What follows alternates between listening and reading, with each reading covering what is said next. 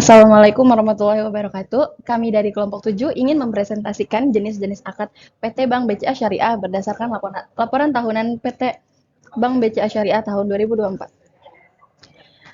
Sebelum kita lanjut, saya akan memperkenalkan nama-nama anggota dari kelompok 7. Yang pertama ada Winona Adelia Maulana, yang kedua ada Alsya Juleta Zahra, dan yang terakhir ada saya sendiri.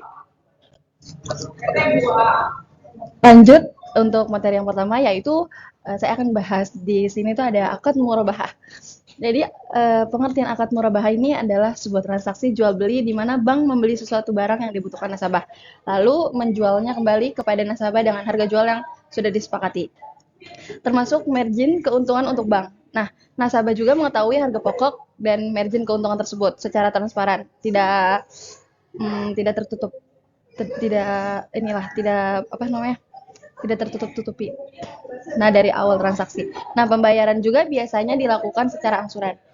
Nah, di sini ada berdasarkan data seperti total pembiayaan murabahah pada tahun 2024 yaitu sebesar 1,938,7 miliar. Nah, naik 17,2% dibanding tahun sebelumnya yaitu 1,654,6 miliar.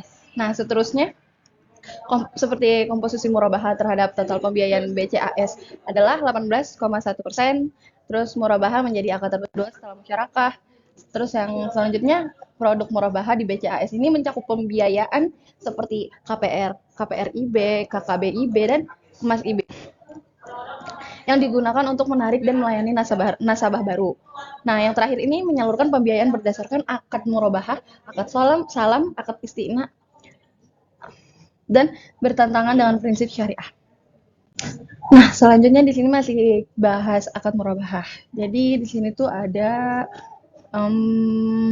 bukti-bukti pencapaian margin murabahah, pencapaian bersih ijarah,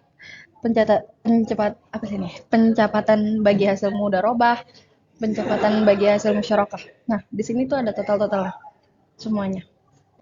Nah, selanjutnya di sini ada contoh penggunaan akad murabahah, yaitu berdasarkan laporan tahunan PT Bank BCA Syariah tahun 2024, akad murabahah merupakan salah satu prinsip utama yang digunakan bank dalam kegiatan menyalurkan pembiayaan, khususnya dalam skema jual beli. Contoh penerapannya adalah dalam bentuk piutang murabahah yang dirinci sebagai penyaluran dana untuk berbagai tujuan, termasuk pembiayaan konsumsi, pembiayaan modal kerja, dan pembiayaan investasi. Selain itu, sebagai upaya efisien operasional, bank telah menerapkan akselerasi proses pada pembiayaan retail, termasuk pembiayaan murabahah emas IB, dengan memanfaatkan teknologi robotic process automation RPA yang dimulai pada tahun 2022. Nah, selanjutnya di sini ada tren akad murabahah. Nah, mengenai tren kinerja ini, akad murabahah juga menunjukkan hasil positif di tahun 2024. Hal ini tercermin dari pendapatan margin murabahah yang mencapai 154,58 miliar. Nah, menunjukkan bahwa pertumbuhan sebesar 19,2% dibandingkan tahun 2022 yang sebesar 129,64 miliar. Nah, kinerja ini didukung oleh peningkatan total saldo piutang murabahah yang mencapai 1,93 triliun pada akhir tahun 2024. Nah, selanjutnya meningkat dari 1,65 triliun pada tahun sebelumnya. Bertumbuh volume, bank juga mencatat perbaikan efisien dan kualitas pembiayaan. Terlihat dari batas bawah margin, imbal hasil efektif piutang murabahah yang naik menjadi 3,55% per tahun pada 2024 dari 3% pada 2023. Lebih lanjut dari sisi pengelolaan risiko, bank menunjukkan kinerja yang sangat baik dengan mencatat nihil jumlah piutang. Nah, di sini ada akad mudharabah.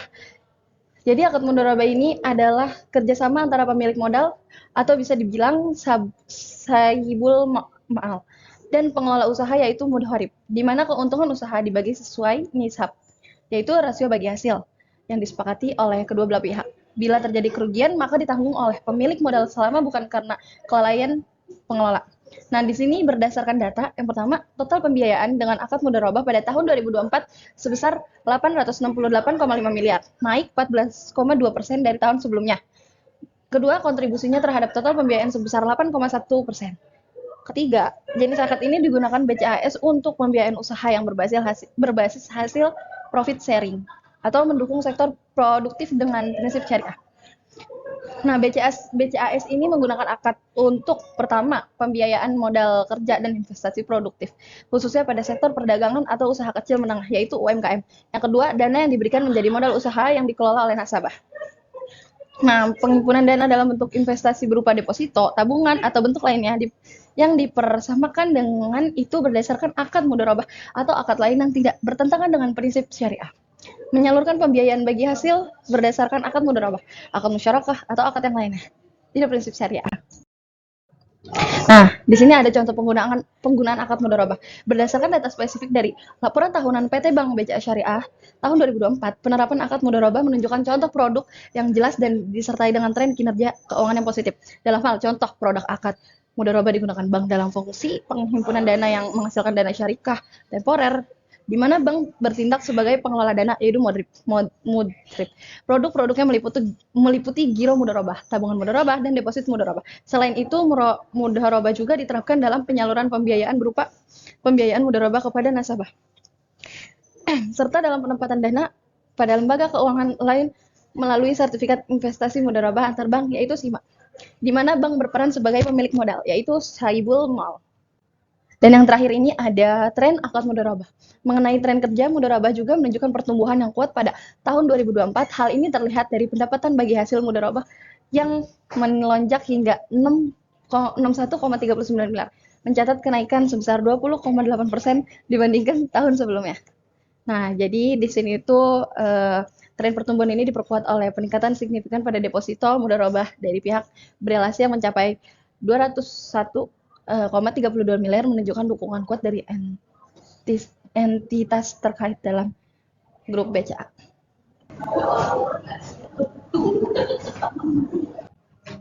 Selanjutnya di sini ada akad musyarakah. Jadi akad musyarakah ini adalah suatu pilar penting dalam struktur pembiayaan syariah, yang dimana akad musyawarah ini dapat diartikan sebagai kerjasama atau kemitraan antara dua belah pihak atau lebih, di mana mereka menggabungkan modal dalam suatu usaha atau proyek tertentu. Prinsip dasarnya adalah keuntungan maupun kerugian yang dibagi bersama sesuai porsi modal dan kesepakatan bagi hasil yang telah disetujui di awal. Nah, karakteristik kunci dari akad ini adalah keterlibatan aktif dari kedua belah pihak, yang dimana dalam hal ini bank dan nasabah dalam menjalankan usaha tersebut. Objek akadnya adalah modal usaha bersama, yang dimana keuntungan dan risiko dibagi sesuai kesepakatan. Nah, di sini ada peran musyarakah di Bank BCA Syariah berdasarkan data tahun 2024. Jadi berdasarkan data yang ada, akad musyarakah ini terbukti menjadi kontributor terbesar dalam portofolio pembiayaan BCAS atau Bank BCA Syariah. Saldo pembiayaan musyarakahnya pada tahun 2024 mencapai angka signifikan, yaitu 6.976,6 miliar. Angka ini menunjukkan pertumbuhan yang sehat, yaitu naik sebesar 16,5% dibandingkan dengan saldo tahun pada tahun 2023. Lebih jauh, komposisi musyarakah adalah yang paling dominan, yang mencakup 65,1% dari total seluruh pembiayaan yang disalurkan oleh bank.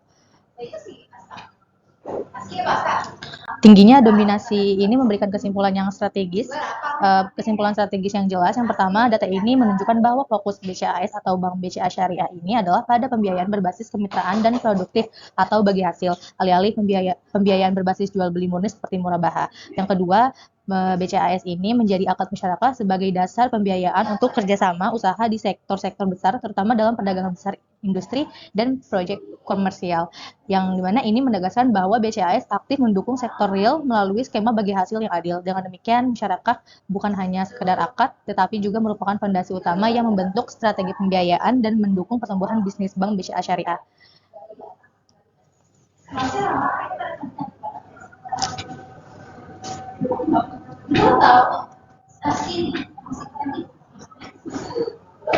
Selanjutnya di sini ada akad qard, yang dimana akad qard ini memiliki peran yang spesifik di Bank BCA Syariah. Jadi secara prinsip akad qard ini didefinisikan sebagai pinjaman dana yang diberikan tanpa imbalan atau bersifat non-profit kepada nasabah yang membutuhkan karena bersifat sosial. Nasabah hanya memiliki kewajiban untuk mengembalikan pokok pinjaman secara penuh di kemudian hari. Nah, akad ini memiliki peran yang spesifik di bank syariah.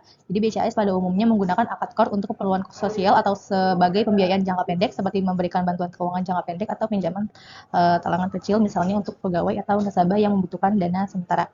Nah, objek akadnya ini adalah dana tunai yang dipinjamkan tanpa ada margin keuntungan bagi bank. Nah, selanjutnya di sini ada data dari tren akad qard di BCAS menunjukkan dinamika yang menarik pada tahun 2024.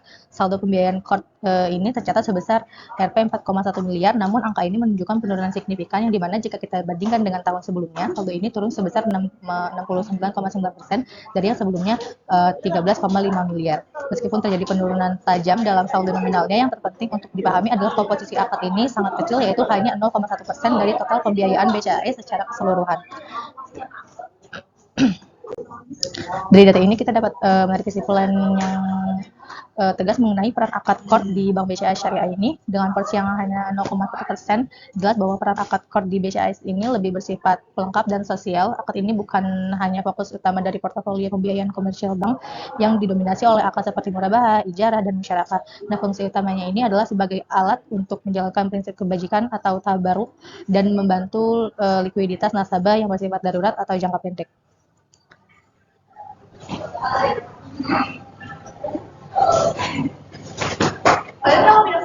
Pause ya, di pause.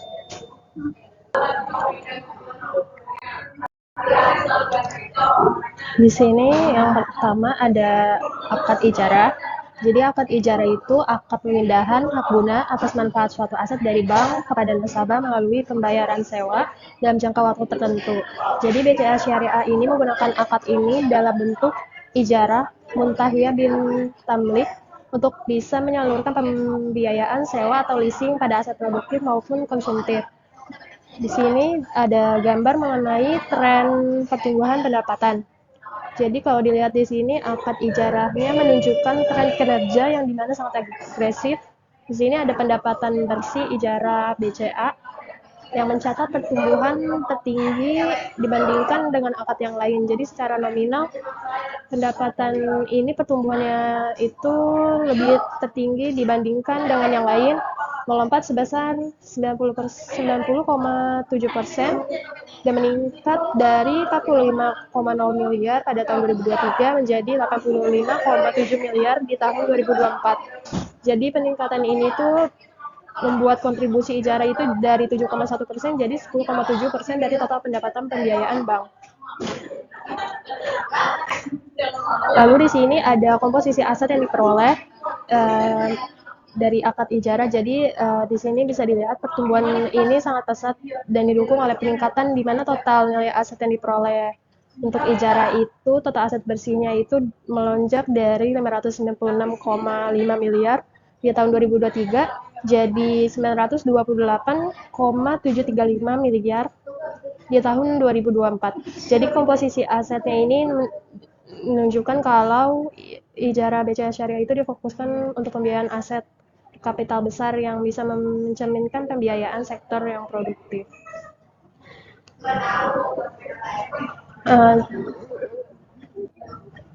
Lalu di sini ada laporan arus kas untuk tahun yang berakhir pada 31 Desember 2024. Jadi dilihat dari sini, meskipun total aset ijarahnya itu naik, pengeluaran kas bank untuk aset yang nantinya diperoleh untuk ijarah itu dalam aktivitas operasi itu mengalami penurunan dari 342,3 miliar di tahun 2023 jadi 309,4 miliar di tahun 2024. Jadi ini diindikasikan kalau bank itu mulai melakukan manajemen aset ijarah yang lebih efisien atau memiliki turnover yang lebih cepat. Jadi keberhasilan pendapatan yang tadi 90,7% itu menunjukkan kalau efektivitas pemanfaatan aset ijarah tersebut itu berhasil. Di sini untuk contoh penggunaannya, akad ijarah ini secara umum di bank syariah itu digunakan untuk pembiayaan kepemilikan rumah atau KPR atau pembiayaan sewa guna usaha, leasing untuk kendaraan atau alat berat. Jadi BCA Syariah ini menggunakan data ini dalam segmen pembiayaan sewa. Nah, untuk trennya, meskipun kontribusi pendapatan ijarah itu tidak sebesar musyarakah sama murabahah, peradaannya ini jadi tren bank dalam menyediakan layanan pembiayaan yang diversifikasi dan fleksibel. Jadi akad ijarah bisa membuat nasabah menggunakan manfaat aset produktif atau konsumtif dengan skema sewa yang diakhiri dengan kepemilikan yang bisa disesuaikan oleh cash flow-nya gitu. Selanjutnya akad wadiah. Akad wadiah ini adalah titipan. Jadi akad yang digunakan BCA Syariah untuk menghimpun dana pihak ketiga dalam bentuk giro atau tabungan. Jadi karena bank itu gak wajib memberikan imbalan bagi hasil, jadi mereka hanya diperbolehkan memberi bonus yang tidak diperjanjikan di awal. Jadi bisa dilihat di gambar di sini adalah rincian giro wadiah. Jadi akad wadiah ini digunakan sepenuhnya untuk giro bank, di mana data saldonya ini per 31 Desember 2024 adalah 2.511,84 juta dengan perbandingan di tahun 2023-nya itu sebesar 2.077,69 juta, dan di mana ini mengalami peningkatan yang signifikan. Lalu di sini ada dana dari laporan arus kas. Jadi dana dari giro sama tabungan wadiah itu kolektif di dalam simpanan atau liabilitas laporan arus kas operasi. Jadi di sini total simpanannya itu per 31 Desember 2024 itu 307.264.281.381 rupiah. Nah, untuk contoh penggunaannya itu adalah giro bank, giro wadiah yang umumnya digunain bank untuk nasabah bisnis sama korporasi. Jadi produk tabungan wadiahnya itu untuk nasabah retail. Terus kinerjanya ini sangat kuat karena tercermin dari saldo giro. Nah, dimana ini bisa mendukung likuiditas sama penyaluran pembiayaan bank.